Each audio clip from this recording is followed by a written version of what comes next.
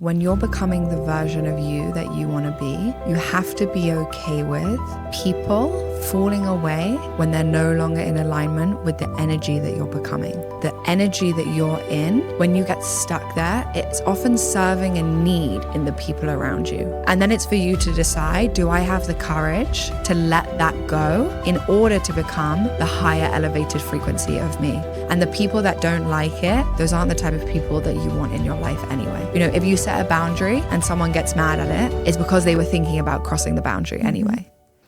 We didn't come into this human life to get it perfect. We came into this human life to experience as much as we possibly could, as deep as we possibly could. So my message is, stop playing it small and safe.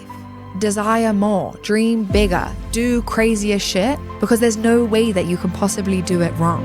There's only a way that you're gonna learn something. So the things that you desire, you are worthy of them. The only thing that's stopping yourself is literally you.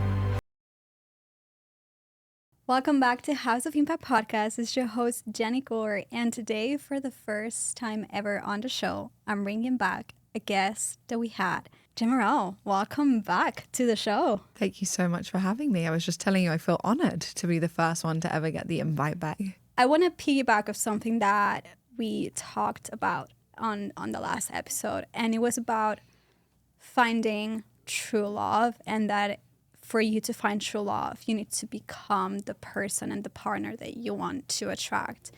And there were some comments and about people saying that I don't want to attract someone that's just like me, or I don't want to have to change to attract love. It's very representative of where the world is at right now. Everyone wants the external to be better, but not a lot of people are willing to do the internal work for them to be better. So it's very representative that someone would say something like, oh, well, I want a guy that's X, Y, Z, but, you know, I'm not willing to become that. And when I say become that, I think where people maybe got it slightly twisted is that it's not become that in the literal sense. If you want someone that is wakes up every morning, goes to the gym every day, is disciplined, they care about themselves, they don't get distracted, they, whatever the energy is that type of person is, become that in your energy. Because no matter what we say, like attracts like. What happens when that energy is off? Because a lot of people feel resistance when it comes to, they don't feel resistant when it comes to, I want my partner to have these qualities. But when it comes to looking into themselves, they feel a lot of resistance to change parts of themselves to attract the partner, because this is something that's controversial. But I do believe that, I mean, before I was like, I'm perfect the way I am. God created me perfectly. I don't need to change. But then I realized in my last relationship that likes attracts like, but I was not going to gym consistently. I was not consistent on my diet. And then my ex-partner was really dialed in on that. And the energy was very, very off. And then I was not willing to face what I needed to change because I did not want to change certain parts of myself, which was a wound. Why do you feel like that resistance comes from when it comes to other people changing themselves so they can have the relationship and love that they want? It's bringing me back to, I said two separate things about relationships on the last show. I said, become who you want to attract. And I also said, you know, you don't have to be perfect before you get into a relationship. And why I said those two things is because there's no avoiding that like attracts like. If you are in a certain energy, a certain frequency, you will attract someone that matches that frequency. The manifestation of what that looks like in their external world will be different. But essentially, you are attracting someone in that similar frequency for the very purpose that it can help you both heal your wounds. So in this scenario, you're saying that your ex-partner was very disciplined in that field and you won, what did that mirror to you? I was lacking some self-worth, and I was not putting myself first, and I was self-abandoning for another person. And is it easier to find something wrong in what they do, or to actually look at that deep wound and be like, oh, maybe I don't have good self-worth? And then to look even deeper and the harder question as, why do I not have self-worth? Because that's an even harder question to ask yourself. It's always going to be easier to blame everyone else around us. And that's the trap that so many of us fall into. It's so easy to look around us and be like, they're doing that wrong, they're doing that wrong, they're doing that wrong. To the point, by the way, this is our new head of marketing told me this, and I thought it was fascinating. He told me, you is now a bad marketing word because people don't want to hear that there's something wrong with them. And I thought that is so fascinating. So now in marketing, they've changed the phrase to, do you know someone that lacks self-worth?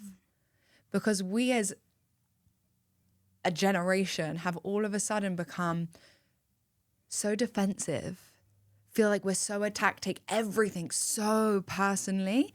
If we feel like it's about us, automatic resistance, defense. So it's so much easier now in marketing to say things like, do you know someone that? And then let that person to then reflect, oh, wait, that's me. That's how much resistance is in our society of looking at our own shit, essentially. But then we also want to take accountability, because something that really blew my mind, like I only see this in retrospect, and funny enough, now I am really dialed in on my diet. I work out 4 or 3 times a week. I do Pilates times a week. I started running. So I literally became the fit version of me that was not in that relationship. I became it later because I was willing to face my own resistance. But it just brings me to another question that I've been really pondering on. And it's, people take responsibility and accountability for their own stuff, but they still are not willing to change for their future spouse, for their fiancé. And these are wounds. And the lack of self-worth, do you think the lack of self-worth comes from within, or is something that we've been absorbing, especially for women that are looking to get married? Is it something we've been absorbing from other people and people that said that we cannot do certain stuff, or people that might have not liked us? Where do you think we're sourcing that negative one from? We're all born as a blank slate, right? We're not necessarily born lacking self-worth. If you see my daughter, for example, she's 2. She looks in the mirror. She thinks she's the greatest thing on God's earth. Of course she does. I agree. She is. It's only when we start to watch how especially our mums, watch how our mums interact in the world. How do they view themselves? Listen to the things that our father tells us. Because for kids, our mother is our relationship to our internal world. And our father is our relationship to the external world. So often it's, what does mum do? How does she interact with the world? What is her energy like? And for dad, it's, what does he tell me? Because it's about the external. How does he show up in the external world, right? So for little girls, when they're looking at their mum and their mum judging themselves in the mirror, pulling at their belly fat, hiding themselves, not taking care of themselves, we learn that energy as little girls, especially, we don't feel worthy in this world. Something is inherently wrong with me. And if something is inherently wrong with me because my belly pops out my jeans, or because it's not flat, or because I have a blemish on my skin, we then learn that we are less than for one reason or another. And then it perpetuates further because society tells us the same, and magazines tell us the same, and movies tell us that if you're not this way, then you'll not be accepted. And then we go to school and girls are mean. And that's just how the cycle perpetuates, right? And all of a sudden we learn, I'm not worthy. And that's where self-worth comes from. It lives within us. It's not internal. Of course it's internal, but it's learned. We're not born with it. And that affects everything that we do, of course. If we have low self-worth, if I think that I'm not worthy, what do I attract in my partner? What do I attract in my job? I'm not worthy of the promotion. I'm not worthy of being heard when I have a good idea. I'm not worthy of good health. I'm not worthy of having energy. I'm not worthy of having a six-pack, whatever it is, right? I think there's another thing that I think goes hand in hand with self-worth and with what you said. Self-doubt. So if you have a lack of self-worth, you will naturally have a lot of self-doubt. Mm-hmm.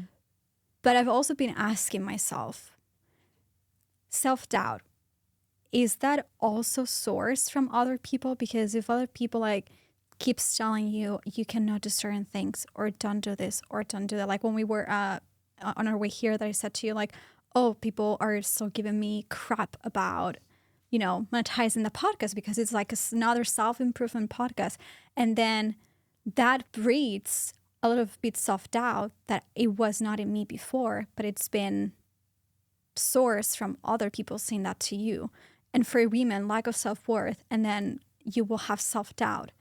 Is that something that we also get from other people and people saying to us, especially when we are little girls, you cannot do certain things? Or is something that we've been feeding through negative self-talk? I think it's both. I think you're right in saying that lack of self-worth and self-doubt have to come together, because if I don't have low self-worth, I don't think negatively about myself. I don't doubt myself because I trust myself, right? So if someone were to walk into a space, for example, if someone were to tell me, Jen, but so many people are self-development coaches now, or so many people talk about confidence in the women's space. Cool, doesn't affect me because I'm me and no one teaches it like me. Because I have self-worth, right? I think that what I have to say is valuable. By the way, of course, it wasn't always like that, right? Now that I trust myself and I know my individual worth, the negative self-talk is so much less. There's way smaller amount of space in my field, in my mind, for my internal self-doubt to turn on, or anyone else's to actually permeate my mind, because I really don't care what you have to say. With all the love in the world, your self-doubt about the world and about your own life and how you see things isn't the way I have to see it. But thank you for your opinion. It's so different, right? Those energies. If you're doubting yourself and someone tells you, Jenny, everyone's doing a self-improvement podcast, what happens in your mind? Oh no, maybe I shouldn't do it. I'm not as good as everyone else. If you trust yourself, that's cool. Thanks for the opinion, but mine's going to be better than that. Mm-hmm. You said confidence. What's confidence to you? How does it look like? Confidence to me is about doing things over and over again until you realize how competent you are at doing that thing. I think where people get it really wrong is that they expect confidence to come before they do the thing. And that's not how life works. In order to have confidence, we have to continue to trial and error in that thing. Just like, how many times have you done a podcast to know that I'm actually a really good host of a podcast? You start to learn, wow, I'm really competent at doing that thing. And now my confidence is growing. Confidence for me is all about actually seeing yourself in the thing that you're doing. That's it, really. I said on another show, confidence doesn't grow by standing in the mirror and telling yourself affirmations. It's impossible. With all the love and respect in the world, you have to get out in the world and do that thing. There's no way to become the embodied version of the girl or the woman you want to be without trying to be that woman first. And that process of becoming that woman is the juiciest. It's where you learn the most. And I feel like so many people want to skip over that part and just be there already. And that's not how it works. What's the thin line between confidence and... Because if confidence, we need to keep doing something so we become competent, so we are then confident in what we're going to do, and we grow in skill and in competence. There's also a part of us that seeks validation for that competence. Like, okay, I feel like I am competent, but I'm not sure yet, so I seek validation on that. But then validation is also lack of self-worth again. So where's the thin line? I think there's nothing wrong with taking confidence from validation. I think we've made validation very wrong in our society. I think it's really beautiful that we seek confidence in the reflection of other people. You start to mirror off other people. Wow, I'm leading this seminar and people are really enjoying it and people are having a really impactful experience. They're mirroring to me that what I want to do is working. Therefore, I gain more confidence. That's okay. I think the thin line is when I totally rely on people telling me I'm great because I don't believe it myself. That's something completely different. Gaining evidence from the outside world that what I want to do in life is actually effective is very different from relying on other people to, at the end of that workshop, say, you did a great job, Jen. Because somewhere in me, I can't think I did a great job if I totally rely on someone else telling me that I did a great job, right? So for me, the thin line is being able, if you don't feel within you that you're great at what you do or you don't feel validated, is to give it to yourself first. The edgiest thing for someone to do would be to reflect on their own performance and say, okay, wait, before I reflect on how everyone else took it, how do I feel like it went? Because that's the most important thing. That's how we follow our intuition. That's how we follow our authenticity. What if I taught a yoga class, for example? This actually happened to me in one of the first classes I ever taught. I taught a class and there was a guy in the back that hated my music. And he kept putting up his hand, asking me to change the music. Now, at that time in my life, I was really not confident teaching yoga, right? Was that the start of your career? Very start. Very not confident. So I took it to heart and I was like, okay, well, maybe I'll change the music. And now on reflection, when I look back, everyone loved my taste in music and my yoga classes. It's actually what made my yoga classes really special. But had I been knocked down by that one guy that didn't like my taste of music, I may not have ever become as great as I did become in my field. So it took me reflecting on my performance, let's say, in that class to actually realize, hang on a second, just because he didn't like it, what about the other 9 people that were in the room? They loved it. They were having a good time. And actually, he was just being really disruptive. And I just wasn't for him. And that doesn't say anything about me as a person or as a teacher other than he as an individual didn't like it. That's okay. Bye. Find someone that you do love. Seriously. And it can actually be the same in relationship or in friendship or in whatever. I've recently gone through a period where I've, let's call it, broken up with two of my closest friends in my life, which has been such a hard process for me because it has brought me face to face with moments of, wait, am I a bad person? Do they not like me because I'm actually a bad person? And it's actually been the most beautiful moments in my life because I came face to face with, no. For the first time, I can actually confidently say, I'm not a bad person. I don't show up as a bad friend. I just never gave myself the opportunity to think, do I actually like this person? Is this relationship actually really true for me? Because I'm so focused on making them like me that I've totally forgotten about my own opinion. And now they think that I'm a bad friend. So I got lost on my train of thought there. Isn't it so funny?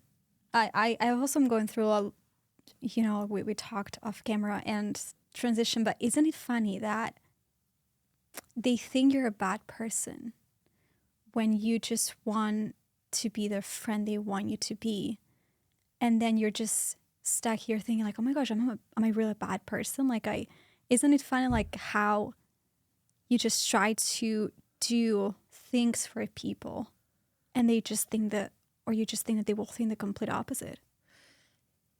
Yeah, this is a cycle that has recently ended in my life, which I'm so grateful for that it's ended, because what I found myself doing in friendships is caring so much about other people liking me that I'm constantly trying to meet their needs instead of actually, if I'm to take accountability, I'm not really being myself because I'm not setting the boundaries that I should be setting to protect myself. I'm not being my authentic self. I'm not speaking my truth because I'm scared of people not liking me. So actually, I'm not showing up as my full self. And then they're interpreting my behavior as bad or wrong. The whole cycle is so fragmented in its energy because I'm never going to meet someone's expectation when I'm not actually truly being myself. Because when I draw in people that always need something from me, it doesn't matter how much I try to meet that need, I'm never going to. But I'm surprised because you are very bold. You're very authentic. You trust yourself. I think you are one of the women that I've met that has a lot of self-trust, that has a very solid foundation, but yet these cycles repeat or these dynamics repeat in some parts of your life. What did you have to heal or face in that dynamic when that happened? How did you handle it and how did you do it? So let me say this first. I tended to attract people into my life and friendships where, again, the theme of they were the main character and their feelings mattered more than my feelings. So in that dynamic, I was constantly showing up as, how do I meet your feelings and needs? How do I make sure that I don't upset you? And I was actually abandoning my own needs, wants, and desires. And I have literally done this since I was 4 years old in other friendships, where I can literally see me attract and call in the exact same type of person, which is, by the way, beautiful that I continued to do it until this recent one happened. And I was like, oh my God, I now see how these 3 best friends in my life all had that very similar quality where I could show up as that person that's like, please love me. I just want to be your friend. Like, I just want to be liked by you. Until the energy couldn't live within me anymore. And that's what happened recently. When you're on the process of healing and growing, you reach a point where something has to die in order for you to become a more elevated version of yourself, right? In order for me to be the type of person that can truly not care what other people think of her, that truly honors her own needs, desires before anyone else's, who truly has strong boundaries, I couldn't be doing this in this remit of my life with my friends. So it's like, I feel good in my family life. I feel good with my intimate relationship with my partner, have good boundaries there, show up how I want to there. And then it was like friends was still the one that would linger for me. And what happened when I stopped spending so much energy caring about what that one person thought of me, all of a sudden my bucket was empty. My thought, my brain, let's say my mind was empty to actually have the thoughts I wanted to have about friends. So I started showing up as a better friend for the people that actually meant something in my life. So this other person was taking all my energy source away from me. Willingly, by the way, I'm choosing that they're not doing anything to make me do that. I'm doing that out of a pattern that I have been in for years, draining my life source in that area so that then I actually am showing up as a bad friend in all these other areas of my life because I don't even have the mental bandwidth to show up as a good friend. So that's a very long-winded answer to things only come up when they're ready to be healed. And although maybe you look at people on the external and you're like, but you're really confident and you show up like this and I can't believe you're still dealing with that in that area of your life. I wasn't ready to heal that because I wasn't ready to become the person that doesn't deal with that anymore. At that point, I was. And that takes so much trust for me in the universe of, okay, this feels really painful right now. I feel like I'm doubting myself. I feel like I'm not a good person. Maybe I have to ask these really hard questions and look in the mirror and like really assess, maybe I am really avoidant. I did notice I'm quite avoidant when it comes to confrontation with friends. I don't have the courage to have hard conversation with friends when I do with my partner. That's interesting. I don't have the courage to cut people off in my life because all my friends from kids became my family. So when I feel like I'm cutting off a friend, I literally feel like I'm cutting off part of my family. Friends to me become like so intimate. They're in my heart. So it's been a whole learning process for me, but I'm so grateful for it, genuinely. And I'm so grateful for those people in my life because had it not been for those people, I couldn't be this version of myself and I could have never learned that lesson. And that's where we get to have gratitude for the people that show up in your life that maybe in that moment you want to say, you're this and you're that and it's all your fault. That's where we can take a step back and be like, wait, they were just playing the role perfectly in my life to mirror something back to me for me to heal. And that's really it. That's how life works. Thank you so much for sharing that intimate part of your life. I know it's not easy. And if there's something I can say on that is I admire you because you're so authentic and bold and courageous. So never change that. I also had one thing that happened to me recently with my friendships. I went back to London before coming to Austin. I'm between the UK and Austin for now, but a lot of the friends that I had for the past 6 years, I had to do like a list of everyone, like an inventory, which I think I'm going to do every 2 to 3 months, an inventory of relationships, of my friendships. And I realized that a lot of friendships that I was skipping from a wounded part of myself. I was skipping because they served, as you said, a purpose when I was wounded. So for example, when I did not have as much confidence as I do now, some friendships served as that source of validation for me. But whenever I was not able to meet their needs, because it's just natural to not able to meet their needs, I feel like punished. I feel like they were just being like, you're just being selfish, you're not being there for me. And what I realized is like a lot of when we grow and when our spirit and our soul grows, we need to be careful and do an inventory with people that am I keeping this circle of people in my life because they keep mirroring me a wounded part? Is it serving me? Is it holding me back? What am I truly afraid of? Am I truly afraid of like not having friends, of like settling, of being lonely? And I think when people are willing to face their wounds is when they can grow. And something that probably a lot of people see from your social media is like you've built your dream life, the vision you had for Jen, you've built it, you live it, it's you now. But you had to go through a lot to get you here.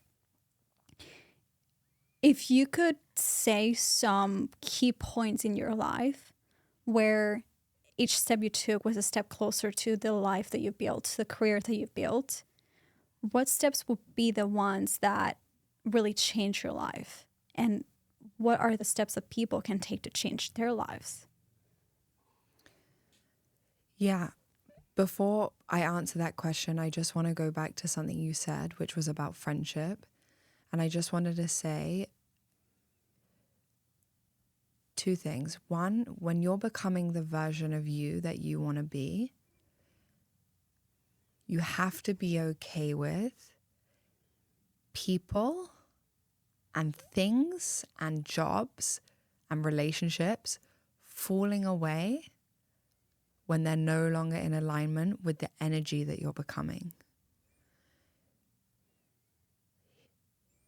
Because you have to understand that the energy that you're in, when you get stuck there, it's often serving a need in the people around you. When you start to elevate, if you feel tension with certain jobs, certain people, it's very obvious that the energy that you're in is serving them something. Because when you elevate and you're no longer in the same energy and they don't, for some reason, don't accept you for that, that's when you know, oh, like a lower frequency in me was serving them in some way. And then it's for you to decide, do I have the courage to let that go? Let that person, let that job, let that thing go in order to become the higher elevated frequency of me. That is so natural to happen, that people and things will fall away as you become a more elevated version of yourself. And the people that don't like it, those aren't the type of people that you want in your life anyway. It's like the famous saying when people say, you know, if you set a boundary and someone gets mad at it, it's because they were thinking about crossing the boundary anyway. People that don't have any intention of crossing your boundary, people that aren't taking anything from you, don't have an attachment to the type of person that you become. They're happy for you. So that's one thing I wanted to say. And the other really powerful thing I heard someone say, and this is more relevant if you have kids, is if you think about the 5 closest people in your life, if those 5 closest people culminate to become the energy that you are, would you be happy with therefore your kid being the culmination of the 5 people you spend the most time with? And for me, nothing has ever hit harder, because naturally, if those 5 people become me, that has to become the energy that goes into my kid, right? Would I be happy with my kid becoming those 5 people? And for a parent, especially a mom, there's nothing you want more than for your kid to be the best, highest version of themselves. And that's where you can really start to, as you said, make that list and be like, oh, but that person has a weird energy in this area of their life. Would I want my kid to have that energy? No. So why am I spending so much time with that person? Because that energy is naturally infiltrating into me, which is infiltrating into my kid. So that hit me really, really hard. You asked the question, the moments that were so powerful in my life, the decisions I made to become who I am now, right? And I think we touched on this a little bit in the last show, right? Like, how did you attract or manifest it? Like the dream career the dream life, the dream partner. Like everything in your life you've done, you're like a culmination of, I'm a woman, I'm bold, I'm courageous, and I wanted to create this life for myself, and I've done it. The underlying theme of all the decisions I've made in my life is the willingness to let the parts of me die that will not survive once I become the person I want to become. If I continued to play small and I didn't let that version of myself die, that always wanted to play small, always wanted to be the side piece, then I quite physically could not be this person. And the step between deciding and then, well, I'd say the step before deciding actually is courage. There's something that you know you have to do. When you decide to do that thing, it requires you to be courageous. Every single decision I've made in my life, when I decided to become a yoga teacher, when I decided to leave my ex-boyfriend, when I decided to start a relationship with someone that was 20 years older than me, that had 3 kids and lived on the other side of the world, when I decided to move country, when I decided I was going to have Selena, when I decided to get married, all those decisions in my life required me to have trust and courage. Does it feel right? Yes, no. And do I have the courage to do it? That's literally it. I think where people get stuck is waiting till they're not scared to do the thing.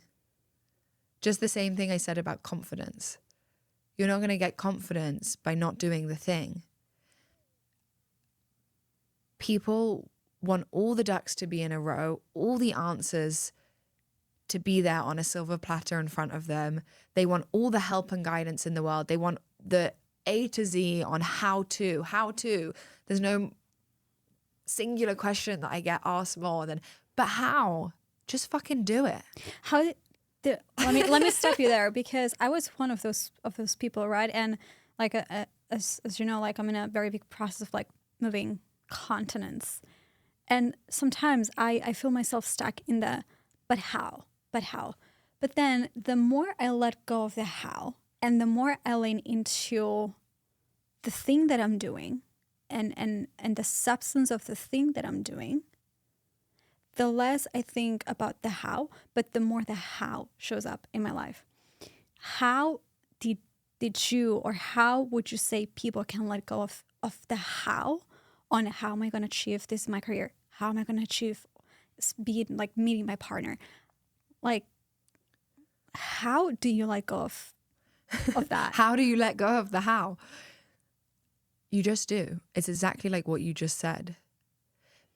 Because we're rational beings,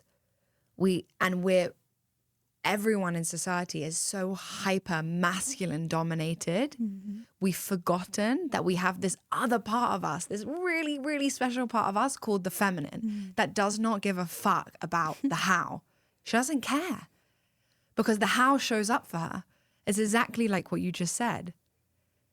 The divine feminine, when you are truly in your divine knowing, does not care about the how, because the how will always present itself. When something feels right, that requires you to be in touch with your feelings, something we also don't want to do because overthinking is way easier than feeling. When we feel that it's right and we trust that it's right and we trust ourselves, the how will always show up. Facts. When the how shows up, then the masculine can say, oh, that's how. I'll act in that direction. I think we live in a society where we're so separate from everything. One thing that is separate is our own masculine and feminine. Some people are really good at being in their feminine. and their feelings and their creation. But when the opportunities present themselves, they don't act on them. And Why? then, why? Because they don't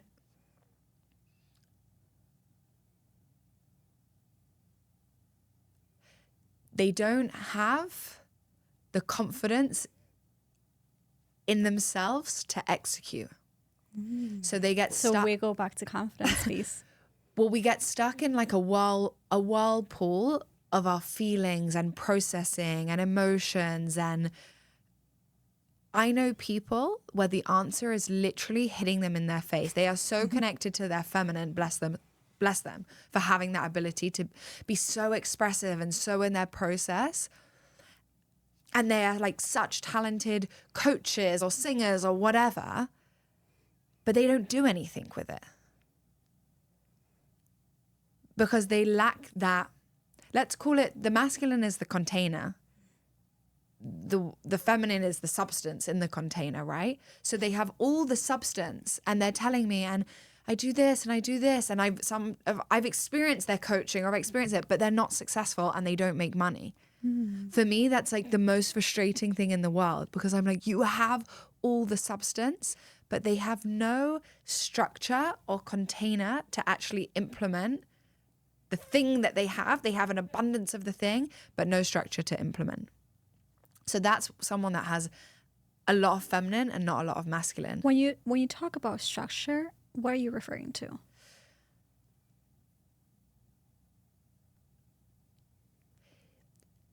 The underdeveloped masculine gets very stuck in like overthinking, over planning, not implementing, no direction. So there must be people that are listening, and you that have people in your life that are really talented, right? And you think That why? was me 7 months ago.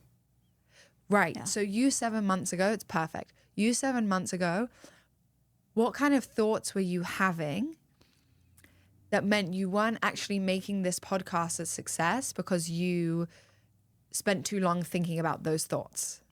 Thoughts like, will you tell me what they were? I think I don't think it was about skill or about hard work. I've always worked really hard. In fact, I worked too hard for certain stuff.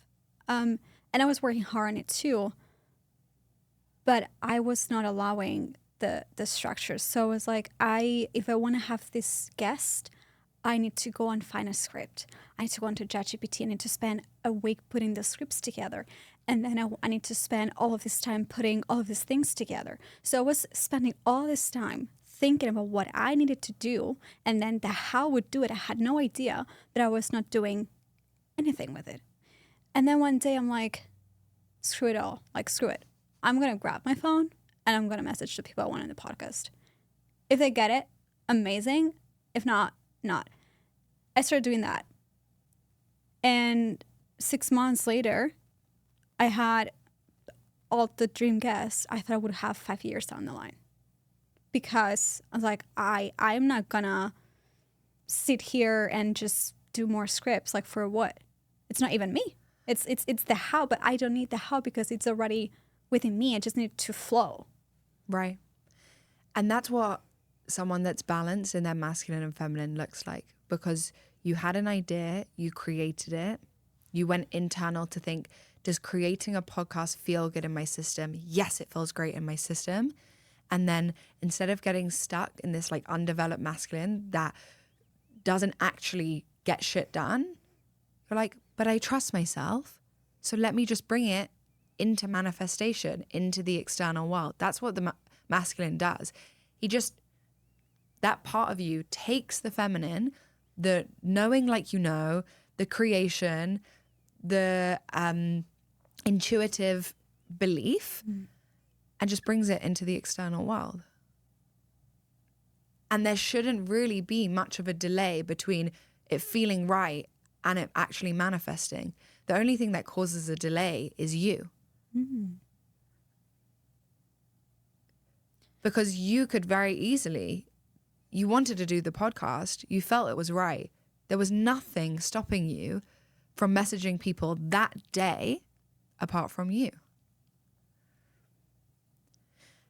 And then there's the other part that I want to talk about, which is, you just touched on it. It's a lot of women are super stuck in their hyper masculine, which is constantly doing, but never feeling whether something's right or not. So we get burnt out, because when you're constantly doing something that is actually not feeding your soul, it just takes from your energy. It doesn't replenish it at the same time.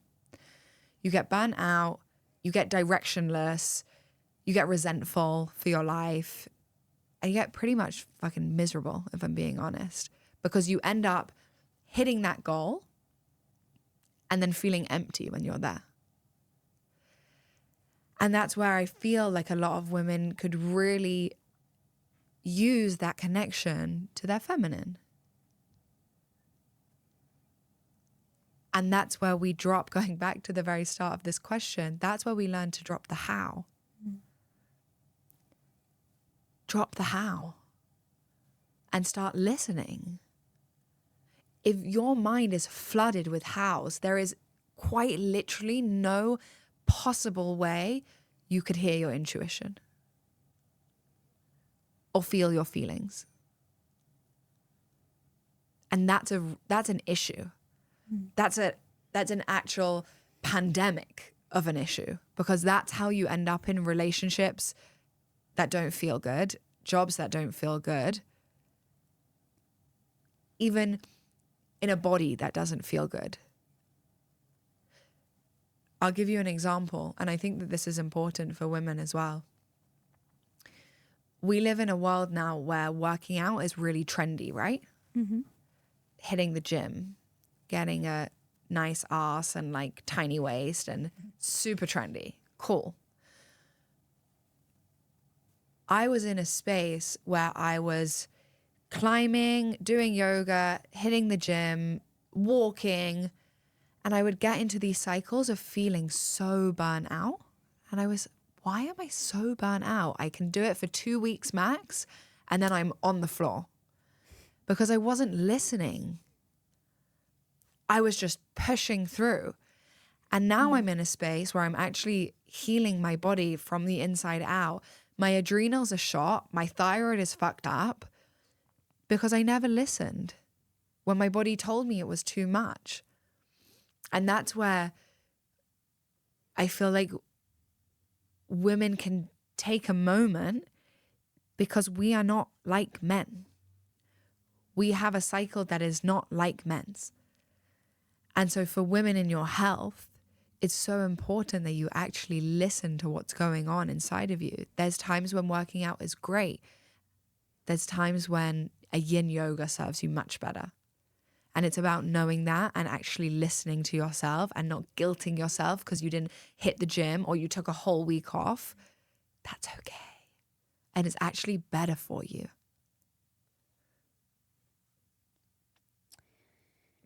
You mentioned manifesting and how to close the gap between the action, the thought that you have in your mind, what you want, and manifesting it.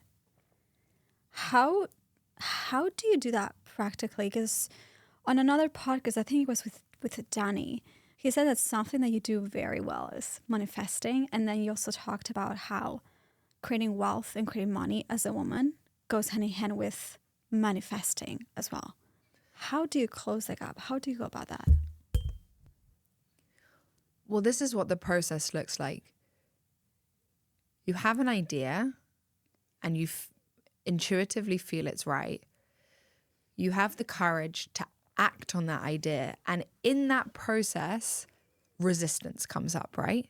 And resistance is what normally stops us or delays us or keeps us from the thing that we actually truly want to have. Most people get stopped in the resistance. The reason I would say I'm so good at manifesting is because I love the resistance. Show me more resistance, because if there's any area of resistance in my life, That means I'm not free. I'm not an infinite being. So the resistance for me is the juicy part. If I can go through the resistance and become an elevated version of myself because that thing that's causing resistance no longer holds me back, then I elevate to the frequency of the thing I want, and then the thing I want is attracted.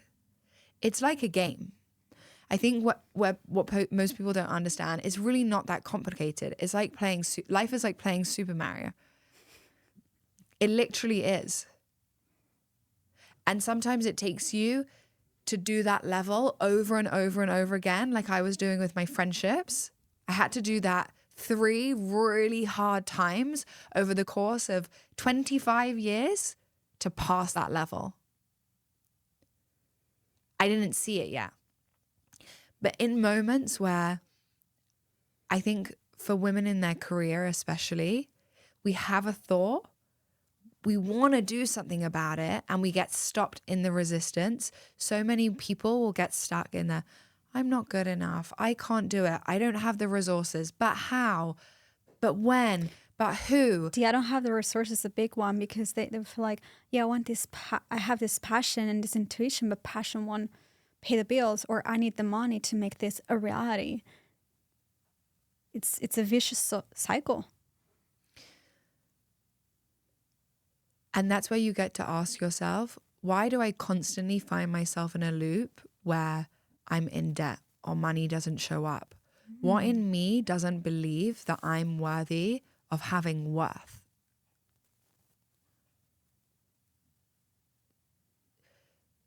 Your bank account is a direct reflection of how worthy you feel like you are. Do you accept the breadcrumbs, or do you want the whole fucking meal? What areas of your life do you accept the breadcrumbs? Is it your relationship? Do you put up with a whole bunch of shit that actually feels so awful in your system? It might be with your kids. It might be your stepkids. It might be your parents.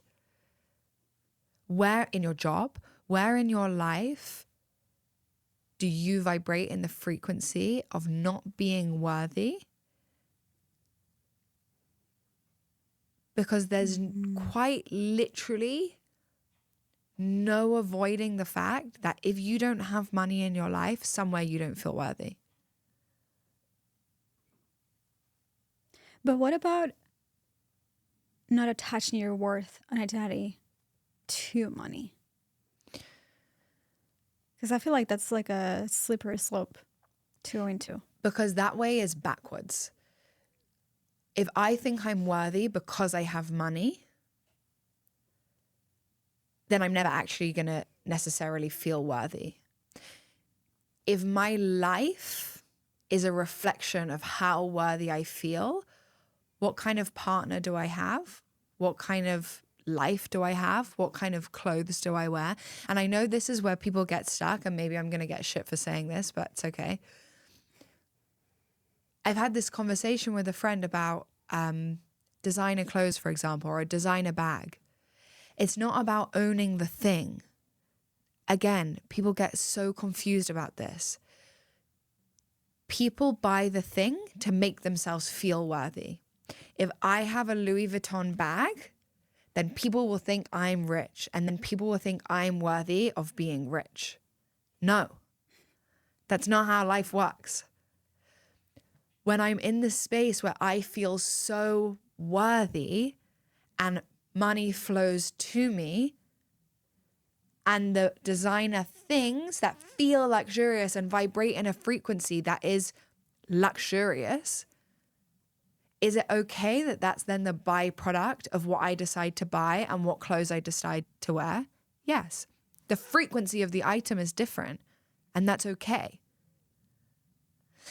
The slippery slope is when we get stuck in the things that we own defining our worth. The car, the shoes, the bags, the house. This happens a lot for men. It's like the watch and the car. But they have a shitty apartment and they're actually super insecure. And they need those things to make themselves feel bigger. We're not going for that in life. We're going for the opposite. Jen, this is a very interesting topic for the audience. How did you feel when, because I think you also guys teach this in Awaken, we've got a lot of money blocks that it's like a Mario Kart, we just gotta keep stepping up. How did you feel the first time that you received a sum of money that was even more than you've ever received before? Like what came up to you? How did you handle that? Were you then afraid to, because that's also like another thing, like a lot of people's like, I've had that cycle of my life of like I've go not to zero, but like not as like lower that I would like. And then I get 20,000 in, and then I go back to 5,000 and then 20. And, you know, I've had that cycle. How did you feel the first time that you got a sum of money that wasn't more than you could even possibly think? And how did you get yourself to hold that with all the knowledge that you had back then?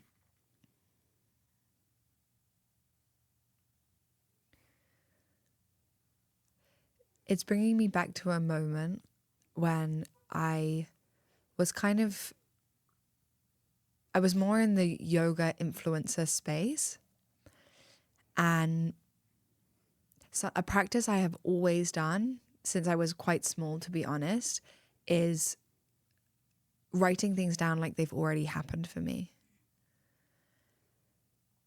And I remember I wanted a brand deal with a specific brand. And I wrote the sum of money and I said, I am so excited and grateful now that I have signed a contract for X amount of money with X brand. And I would write it like again and again and again in this little notebook that I have.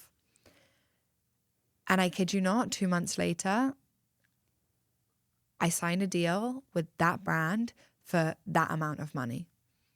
I think it was actually more, to be honest. Great manifesting. And for me, moments like that have always been a little bit of a game with the universe. It's like, show me how easy and how good this can get. When I get stuck, and that's not to say that I'm super good at that and I do that all the time. And there have, of course, been moments in my life where I have felt in lack and you start to scramble. If you get stuck in that energy of lack and, oh, what am I going to do? And you're just going to attract more of, what am I going to do?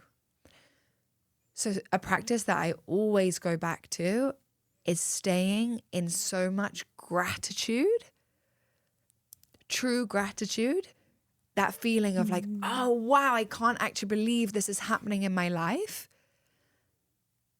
That just naturally, that is what draws in. And it's not about thinking it and it's not about just writing it. And I'm sure so many people have heard this about manifestation now, but it really is about feeling it. And sometimes what helps me to do that is just to be really grateful for what I have right now in this moment. And that might literally just be a roof over your head. Mm-hmm. It might even just be the smile that you have. It might even just be the wonderful child that you have. It can be just in the things that God gave you. And I want to say that because it's really not about the external world. To bring you into the energy of gratitude and then to let that snowball. Because to go back to your question, when I got that sum of money, for me, it's like, of course I did. I'm powerful like that. And when I stay in, of course I did. What happens the next time I do it? Of course I got that. Did you doubt, especially with when it comes to partnerships and brands and all that stuff? I have some friends and like, I would love to work with this brand, but I don't have enough following yet. Did you get stuck into the numbers and the how in that sense, like your following or the external, or you just like, no, like it doesn't matter if I have 5,000, 10,000, they're going to pay me because I'm worthy of it and because it would be their loss if they would not too. Yeah. And that's about, again, I feel like self-worth has been such a topic in this conversation, which I love. In that moment of my life, if I reflect, I was really awesome at editing videos. So I would create these really creative reels that at the time only a handful of people were doing. And in that moment, it was like, I knew I could do something that other people couldn't do. And it wasn't costing me anything because I was doing it. So the energy of that is you have to truly be able to see that there is no one else like you on planet Earth other than you. If you don't see that and you're stuck in the cycle of comparing yourself, there's other people in the space that also do this, but no one does it like you guys. And that's the point. No one teaches on this topic like I teach. This is something Danny has helped me tremendously with. Danny is convinced, like he's convinced in his self-worth that no one does what we do at our events. And it's the truth. No one creates the transformation we create in our events.